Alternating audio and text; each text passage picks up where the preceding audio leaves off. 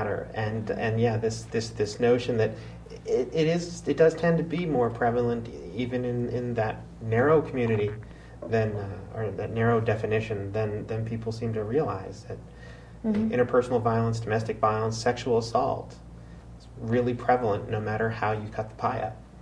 Absolutely. And any of the research that's been done thus far within basically gay and lesbian communities, to be really precise, has shown that the rates are basically about the same as in heterosexual communities. So think of that 1 in 3, 1 in 4, and 1 in 6 sort of statistics over the course of a lifetime, that absolutely that would be the case. And there are some folks that do really great services. So the Gay Men's Domestic Violence Network out of Boston, but does a good job of really getting into gay male spaces and talking about masculinity and talking about sort of what they need in terms of access and getting them housing and that kind of stuff, which we don't do a great job of working with males in general, sort of by default in some ways. But yeah, there are folks out there that do absolutely specialize in that, which I think in some ways is a good model. So if you think about the Jane Doe Coalition out of Massachusetts, basically has, as Anna said before, community-based organizations providing the services. So in some ways it makes a lot of sense to have folks basically who are queer working with other queer folks, because that tends to be, at least what the research says, like. Well, and from a standpoint of stigma and fear of approaching services and stuff, that's one less hurdle to overcome. Okay, this person's going to at least get that part of me, and that if you can get the door open or crack, maybe you can help. And certainly it's something that in our community we need to take up more and talk about more, because it's one of those things that we have, I think, so much shame and stigma surrounding us in general, that we don't want to bring anything else, sort of attention to ourselves. So we don't want to talk about sort of the rates of domestic violence or sexual violence in our community. We don't want to look at that stuff because it sort of tells the outside world yet again there's something flawed, about us in some way. And it's not like it's okay because it happens everywhere. It'll be something that we did that looks different. It's not that they hear that the rates are the same in the communities. What they hear is, you're beating up on each other, you're raping each other. Right. Yeah, that's really kind of sad. So I think there is sort of this subconscious effort to not talk about the negatives, even if the negatives are equivalent on either side of the fence. Right. Which we want to paint this rosy picture, and it's like, well, we want to paint a picture that we're perfectly normal and just like everyone else, and this is in one way we're just like everyone else. We're just as vulnerable and we're just as victimized, and sometimes more so, just as guilty. I mean, if you have a same-sex relationship with sexual abuse, you have a GLBT person committing it. Absolutely. And that's the thing, is that sort of in the same way that sort of any of us can be victims, not necessarily any of us can be perpetrators, but there are perpetrators within every community. Right. So, we sort of are not necessarily safe in our own quote-unquote spaces any more so than we are, which is also problematic. So if we sort of don't have any safe spaces in some ways, which some of us don't, unfortunately. But yeah, I think that's definitely something that's specific to at least our community. Yeah. There's and I know it's ridiculous stuff, but some of the stuff that came out of the religious venues in the last several years, where I heard repeatedly, and it's ridiculous, that the priests abused the kids because they were gay. And it's like, your point is, abusers occur at the same rate in every segment of the population. Right. It doesn't matter.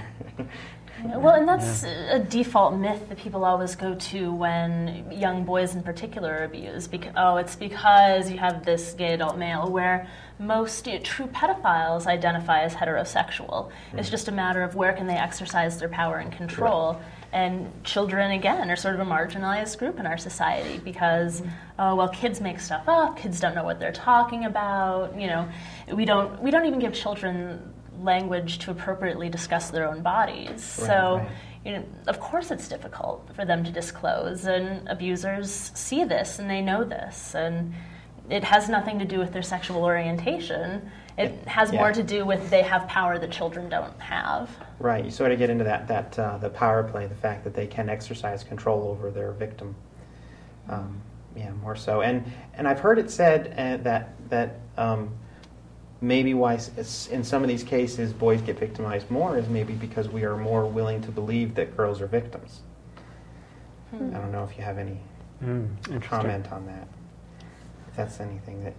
I think there are, in a way, more tools that you can use to shame young boys. Back to how we define masculinity, I mean, look at the toys that we give boys. We don't give boys toys that, encourage, certain kinds of creativity or nurturing. We give them things that they can use to hurt each other and, to be these big, violent, conquering sorts of people. So from very early on, we're telling them, you're strong, you're tough. Part of your identity is being this person who's invincible.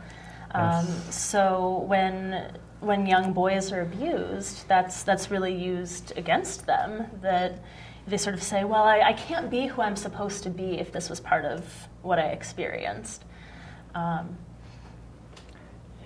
That really is that really does ring true. I think having sort of been, I like to say that I've lived on both sides of the gender fence. The fact of the matter is, I never was one of that other gender, but I walked among them, and I was treated as one, for many, many, many years. And I was, in fact, I was a young boy when I was molested. By all accounts. Internally, I wasn't, but yeah, I did grow up with that. You have to. This is how you have to behave, and I grew up feeling invincible, and it was of course it was a long time ago. It was a different time, but it was something I never told anybody until years and years and years later as an adult. But it's an interesting thing, and I know how that feels. That sort of that sense that you are invincible, that nothing can hurt you, and you're supposed to be that way. And if you're feeling hurt, you must be doing something wrong. Yeah. If you're feeling victimized, I can see there's a reluctance to report, to tell somebody that you're not capable of living up to that image. Yeah. That was very hard, and if boys aren't supposed to get hurt. Yeah. Yeah. Well, in one area where I've seen where it just seems so blatant that we have very different standards for how young men and boys are supposed to be, as opposed to how young women are supposed to be, is when you read accounts of educator sexual misconduct, where you have cases where if you have a male teacher who is assaulting a middle school female, a male offender and a female victim, that's going to be reported very differently in the press than if you have a female teacher and a male student. And to put, sort of factually... Yeah. I mean, to put the language of those stories side by side, you'll see, 30-year-old male teacher rapes 14-year-old student, which is what it is. But when you switch the genders, you say, attractive 30-year-old teacher having an affair with 12-year-old boy. And, as though, wow, like that 12-year-old boy must have really instigated something with his teacher. But this is the language that we use and don't think a thing of it. Right. That, oh, well, of course, that's part of our masculinity, right? That boys, well, they always want to have sex, and it doesn't, it can't hurt them because they always want it. Right. So I think that's another really difficult message for boys and young men to hear, that we really don't give them a lot of options for how to be, how to really own their own sexuality. We make it so violent. We make it such a constant, like, you will conquer, you will, have, heterosexual, violent, conquest-style relationships. And that's a model that really feeds right into sexual violence generally. This is the frame of reference that people have for becoming sexual adults. Yeah. And you said, you made 2 points that I think are very interesting, but you had said something just a moment ago about, of course, boys want to have sex so it can't hurt them. And I think that raises a good point that it's okay, it's natural for people to want to have sex and to enjoy having sex. And if somebody rapes you, violates you in some kind of sexual, that's not sex. That's an assault. And that's not because you wanted to have sex. It has nothing to do with you as an adult desiring that kind of contact with people.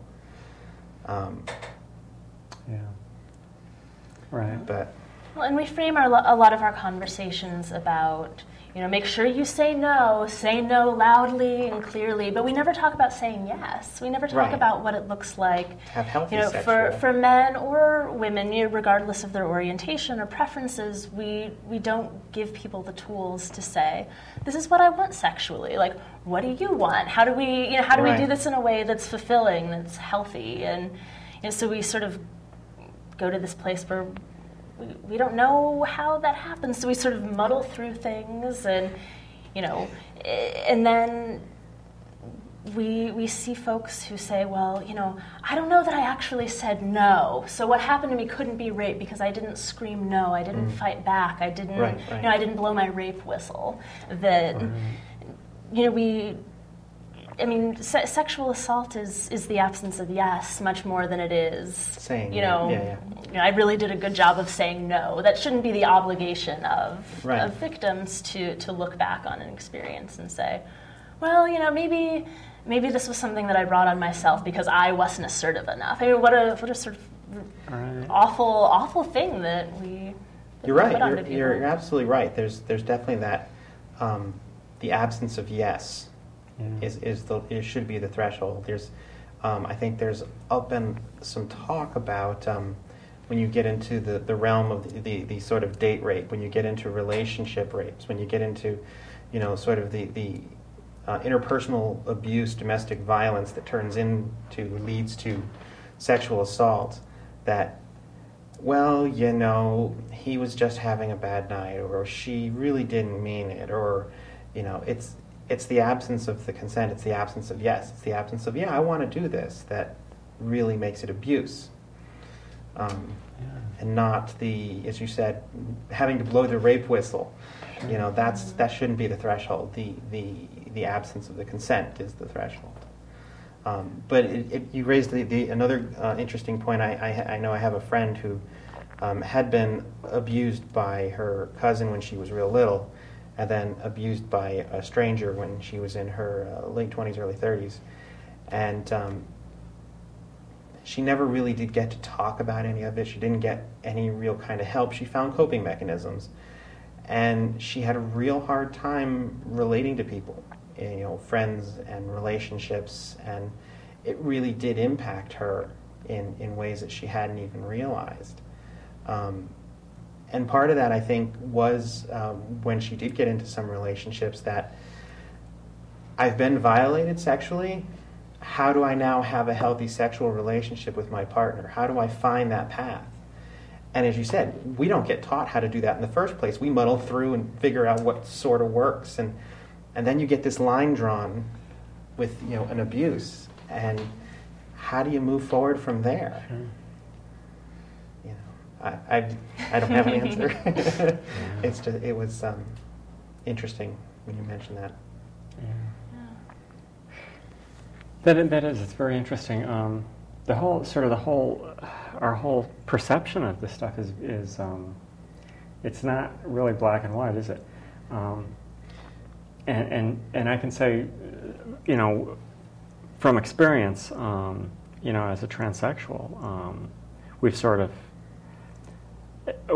have the advantage of having been on both sides of the gender fence to some degree or other, and it sort of it allows us to, I think, to sort of see things and experience things from a perspective that's slightly different, and sort of allows us to